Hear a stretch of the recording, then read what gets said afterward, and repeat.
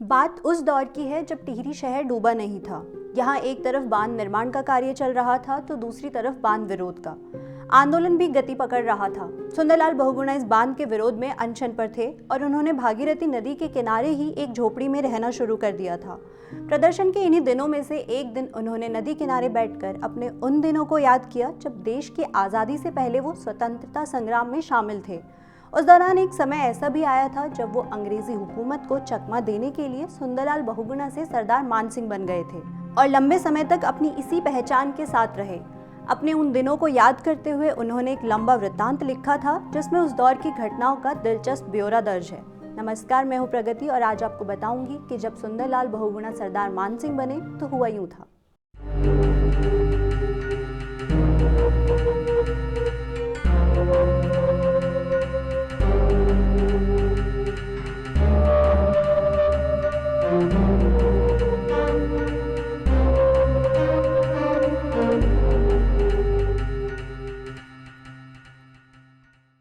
19 जून 1945 वो रविवार का दिन था जब पब्लिक लाइब्रेरी में 3 घंटे तक पढ़ने और फिर सनातन धर्म सभा में लंच करने के बाद मैं अपने लॉज में लौटा।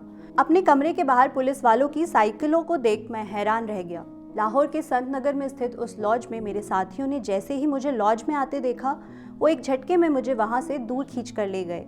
उन साथियों में से एक मेरे साथ गली के मुहाने तक आया और उसने मुझे बताया कि पुलिस वाले मेरी तलाश में हैं और मेरे कमरे में बैठकर मेरा इंतजार कर रहे हैं। उसने मुझसे कहा कि मुझे जल्द ही कहीं छिप जाना चाहिए। मैं साल 1940 में ही स्वतंत्रता संग्राम में शामिल हो चुका था।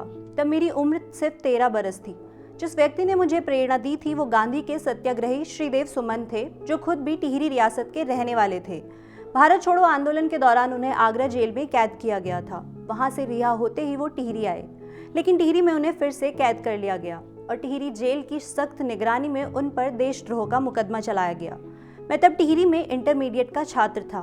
मैं किसी तरह श्रीदेव सुमन से मिलने में कामयाब रहा। उन्होंने जेल के अंदर अपनी सुनवाई के दौरान जो बयान दिया उसकी एक प्रतिलिपि भी मैं अपने साथ ले आया था। मैंने उस बयान को नेशनल प्रेस भेज दिया। जैसे ही वो प्रकाशित हुआ मुझे भी गिरफ्तार कर लिया गया। अपनी परीक्षाएं भी मैंने तब पुलिस की हिरासत में ही दी। फिर जैसे ही परीक्षाएं खत्म हुई मुझे नरेंद्र नगर ले जाकर 5 महीनों के लिए पुलिस लॉकअप में डाल दिया गया।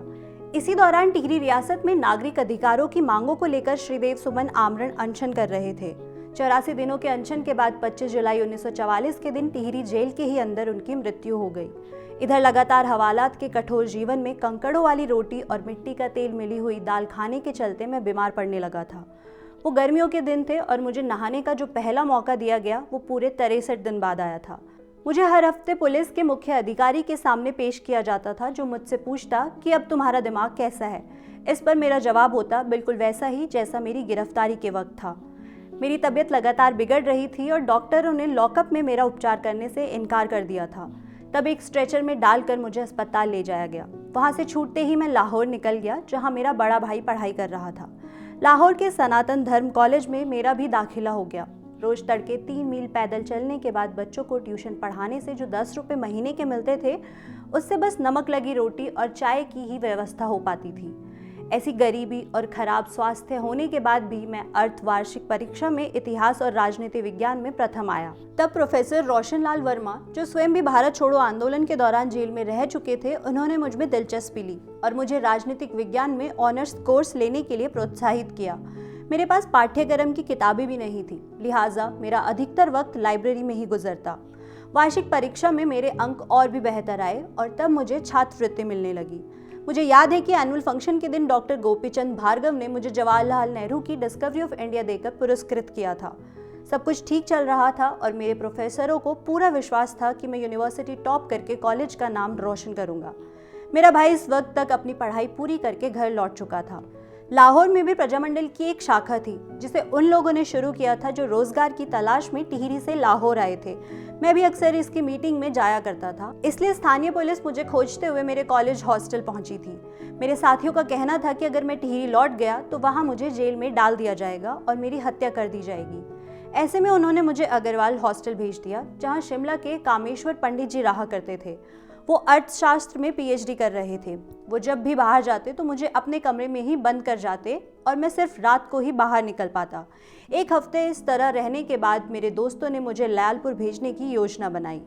मैं अमूमन खादी का कुर्ता और पजामा पहना करता था, लेकिन उन्होंने मुझे शर्ट और पतलून पहनने को दी, मेरे सर पर हैट लगाया और एक चश्मा भी दिया।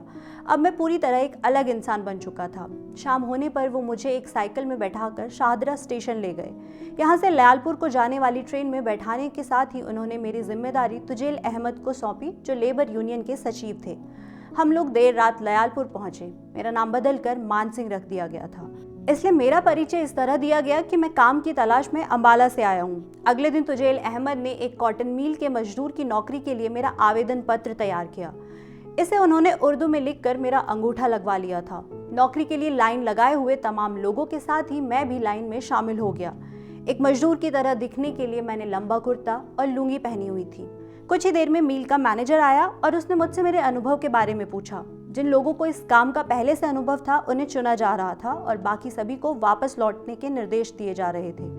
काम की तलाश में आए तमाम लोग गिड़गिड़ा रहे थे, लेकिन गुस्साए मैनेजर के निर्देश पर वहां के गार्ड ने सभी को डंडे भांजकर खदेड़ दिया। वहां कैंटीन में बर्तन मांजने के लिए एक सहायक का पद खाली था। मैंने इसके लिए भी हामी भरी, लेकिन मुझे कहा गया कि इस पद के लिए अलग से आवेदन पत्र लाना होगा।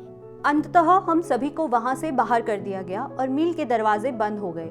उसी शाम लेबर यूनियन के ऑफिस में जिला कम्युनिस्ट पार्टी के सचिव एस बसंत सिंह पहुंचे थे।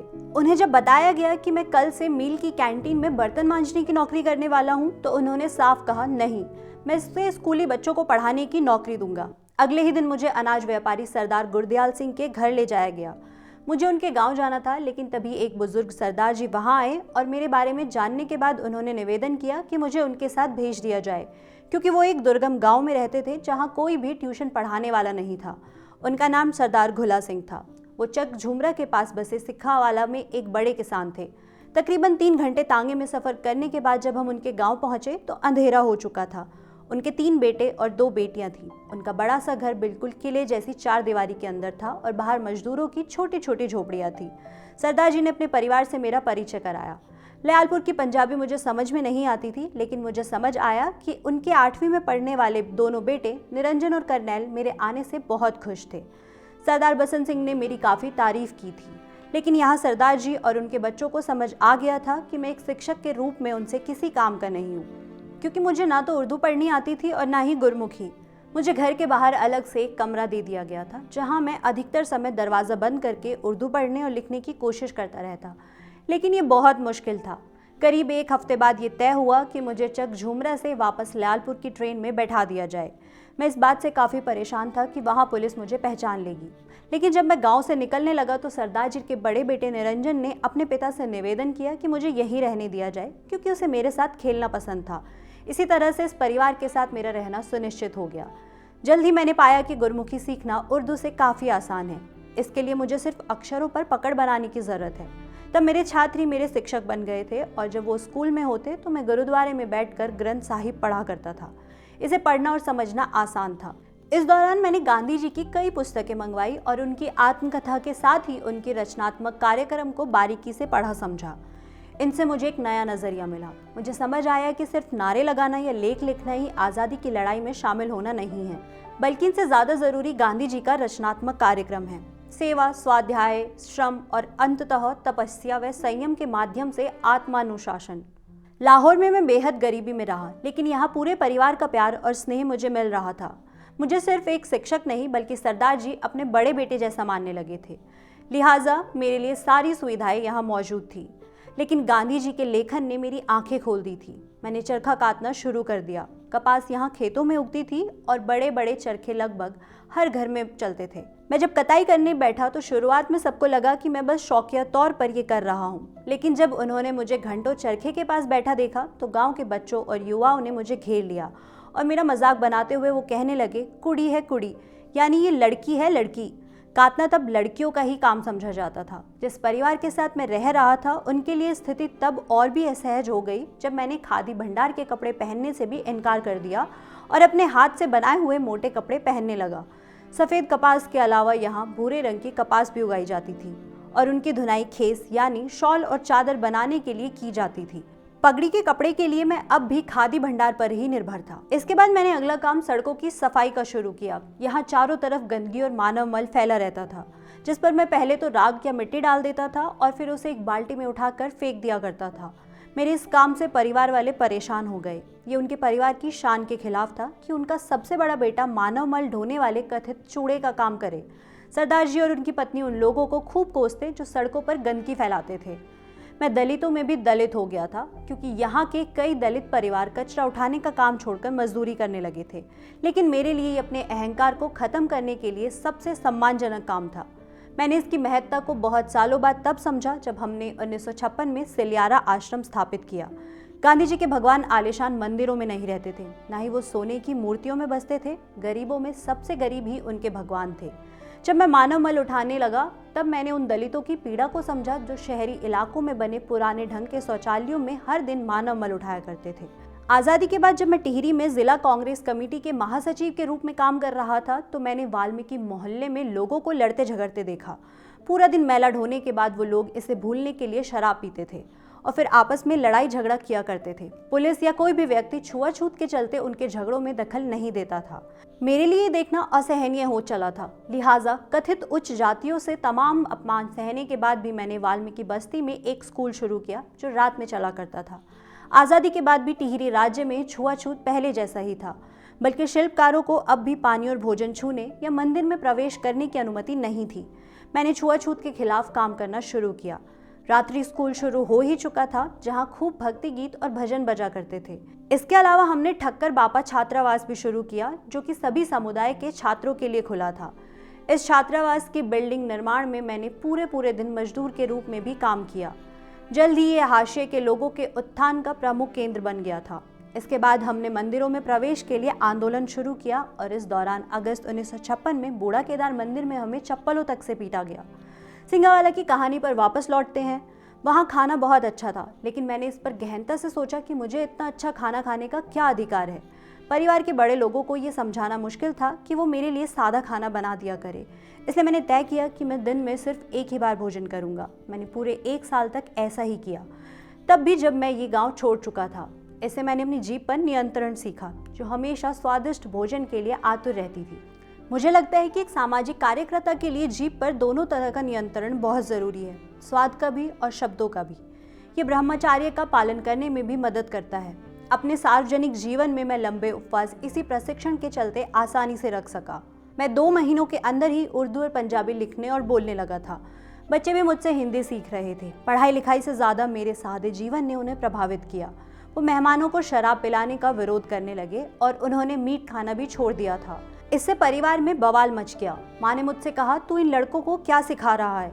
इन्हें समाज में रहना है और अगर ये ऐसे ही रहे तो लोग कहेंगे कि वो किसी सभ्य परिवार के बच्चे नहीं हैं। आज की ही तरह तब भी शराब और मांस प्रतिष्ठा के प्रतीक माने जाते थे। इस तरह सिखावाला में मेरा जीवन सीखने और खुद को समाज सेवा के लिए तैयार करने वाला रहा। मुझे एहसास हुआ कि जो समय मैंने राजनीतिक दर्शन और ऐतिहासिक घटनाओं को पढ़ने समझने में बिताया वो व्यर्थ था। उसके असली जीवन से कोई सरोकार नहीं था। इसके लिए मुझे सही बौद्धिक खुराक गीता और गुरु ग्रंथ साहिब से मिली। एस बसंत सिंह जी अक्सर हमारे गांव आया करते और वो हर बार पीपल्स पब्लिशिंग हाउस से प्रकाशित नई किताबें ले आते। इनमें से कुछ रूसी किताबों का पंजाबी अनुवाद होती थी। मैंने सतरंगी पींग नाम का एक उपन्यास पढ़ा था, जो नाजियों के खिलाफ संयुक्त रूस के लोगों के बलिदान और देशभक्ति की कहानी थी। मुझे उसका एक गीत आज भी याद है, भाई निभाई लोका दी, हे आसमानी रोबा जो लड़े ने हक्का लई। इसका मतलब है, हे भगवान उन लोगों पर कृपा करना जो लोगों के अधिकारों के लिए लड़ते हैं। कुछ दूसरी किताबें जो मुझे सबसे ज़्यादा पसंद आई, उनमें महान पंजाबी उपन्यासकार एस नानक सिंह के उपन्यास थे, प्रीतलारी के एस गुरबख्श सिंह की रचनाएं थी और अमृता प्रीतम की कविताएं। इसके लगभग 50 साल बाद जब दिल्ली में एक मीटिंग के दौरान मैं अमृता प्रीतम से मिला तो वो मुझसे अपनी कविता की एक पंक्ति सुनकर हैरान रह गई, मेरे गीत अमूकवाएं हाँ मेरा प्यार अनोखा। इसका मतलब है मेरे गीत अनंत है और मेरा प्यार अनोखा। उसी मीटिंग में मेरी मुलाकात हरकिशन सुरजीत से भी हुई, जिन्होंने मुझे बताया कि कॉमरेड बसंत सिंह अभी भी सीपीएम के सक्रिय कार्यकर्ता है, लेकिन मैं अभी तक उनका पता नहीं लगा सका। मेरे पिता घोड़ों से बहुत प्यार करते थे। बचपन में वो मुझे अपने साथ घोड़े पर बैठा कर टिहरी ले जाते थे, लेकिन मैं तब सिर्फ 8 साल का था जब उनकी मृत्यु हो गई। इसके बाद मैं घुड़सवारी करने की अपनी इच्छा कभी पूरी नहीं कर सका। सिखावाला में 3 घोड़े थे। शाम को अक्सर निरंजन और करनैल झंग नहर के किनारे घुड़सवारी का आनंद लिया करते थे। एस गुप्ता सिंह ने अपनी विशिष्ट मेहमानों से मेरा परिचय करवाते हुए गर्व से बताया कि मैं अंग्रेजी बोलता हूं और उनके बच्चों को पढ़ाता हूं। ऐसे ही एक दिन जिन विशिष्ट अतिथि का आना हुआ वो चक झुमरा के पुलिस अधिकारी थे, जो हर 6 महीने की फसल कटाई के बाद अपना हिस्सा लेने आते थे। इस हिस्से के बदले वो गांव के किसी भी अपराध का संज्ञान नहीं लेते थे, लेकिन मेरे लिए उनकी मौजूदगी खतरे की घंटी थी। मुझे शक हुआ कि अगर उन्होंने मुझे पहचान लिया तो मैं सीधा हवालात में डाल दिया जाऊंगा। लिहाजा मैं वहां से चुपचाप निकलकर खेतों में छिप गया और तभी बाहर आया जब वो थानेदार जा चुका था। अब तक मैं पूरी तरह से एक सरदार बन चुका था। कोई नहीं कह सकता था कि मैं सुंदरलाल बहुगुणा हूँ, लेकिन पगड़ी बांधना मुझे अभी भी नहीं आता था। इसलिए जब भी मुझे लयालपुर के खालसा कॉलेज जाने पर रात को हॉस्टल में रुकना होता तो मैं बड़ी सावधानी से अपनी पगड़ी को उतार कर रखता। मई 1946 में मैंने प्रोफेसर रोशन लाल वर्मा को पत्र लिखा। उन्होंने मुझे तुरंत लाहौर आने को कहा। अब मेरी गिरफ्तारी का कोई खतरा नहीं था। मैंने लाहौर की ट्रेन पकड़ी और सुबह सुबह जब मैंने ग्वाल मंडी में प्रोफेसर वर्मा का दरवाज़ा खटखटाया तो मेरे बोलने तक वो मुझे पहचान ही नहीं सके। अगले दिन जब मैं कॉलेज गया तो वहाँ भी मुझे किसी ने नहीं पहचाना। फिर मैं सिक्का वाला वापस लौटा ताकि परिवार से विदाई ले सकूं। विदाई का ये पल काफ़ी भावुक था। निरंजन, करनैल, जगजीत, जोगिंदर और समिंद्रा कौर, हम सब रोए। मैंने दिवाली की छुट्टियों में आने का वादा किया और ये वादा मैंने निभाया भी, लेकिन इस बार सरदार मान सिंह बनकर नहीं बल्कि सुंदरलाल बहुगुणा बनकर, जो कोई मास्टर नहीं था बल्कि कॉलेज का एक छात्र था। कॉलेज में मैं फिर से अपनी पढ़ाई के लिए गंभीर हो गया, लेकिन अब प्रजामंडल की गतिविधियों में मैं पहले से भी ज़्यादा सक्रिय हो गया था। मई 1947 में जब परीक्षाएं खत्म हुई तो मैं टिहरी लौट आया और फिर कभी सिक्खावाला या लाहौर जाना नहीं हुआ। आज़ादी अपने साथ पंजाब का विभाजन लेकर आई थी। मैं हर समय घुला सिंह जी के परिवार के बारे में सोचता रहता था। वो अमृतसर की अटारी तहसील के बूहू गांव में आए थे। इसके लगभग 50 साल के निरंजन अपनी हेमकुंड यात्रा के दौरान मुझसे मिलने ऋषिकेश आया। वो और करनैल मुझसे अमृतसर में दोबारा तब मिले जब मैं पिंगलवाड़ा के भगत पूरन सिंह जी की पहली बरसी में भाग लेने वहाँ गया था। मैंने भगत जी को कभी नहीं देखा था, लेकिन उन्होंने चिपको और पर्यावरण पर मेरे लेख हजारों की संख्या में बांटने के लिए प्रकाशित किए। अपने मिशन के लिए मुझे पिंगलवाड़ा से लगातार समर्थन मिला। सरदार सुरजीत सिंह बरनाला ने भगत जी को मेरे जंगलों को बचाने के काम के बारे में बताया था। उन्हें खुद तब इसके बारे में जानकारी हुई थी जब वो केंद्रीय कृषि मंत्री थे। भागीरथी के किनारे बैठकर इस पवित्र नदी को बचाने का प्रयास करते समय, जिसे अल्पकालिक आर्थिक लाभ के लिए बांध बनाकर नष्ट किया जा रहा था, एस मान सिंह के रूप में मैंने जो कुछ भी हासिल किया वो मुझे गंगा और हिमालय को बचाने के लिए लड़ने की शक्ति और साहस देता है। सुंदरलाल बहुगुणा ने अपने सरदार मान सिंह बन जाने की इस कहानी को तब लिखा था जब टिहरी बांध विरोध का आंदोलन चल रहा था। आज इस बांध को बने कई साल हो चुके हैं और बहुगुणा जी जिन चिंताओं को लेकर तब आवाज उठा रहे थे वो आज भी और विकराल हो चली है। लेकिन उनका संघर्ष ही हमें वो रास्ता भी दिखलाता है जिस पर चलकर हम पर्यावरण से जुड़ी तमाम समस्याओं का समाधान खोज सकते हैं। ये कार्यक्रम आपको कैसा लगा हमें कमेंट करके ज़रूर बताएं और 12 मासा को सब्सक्राइब करना ना भूलें ताकि पहाड़ से जुड़ी तमाम जानकारियाँ आप तक पहुँचती रहे। 12 मासा।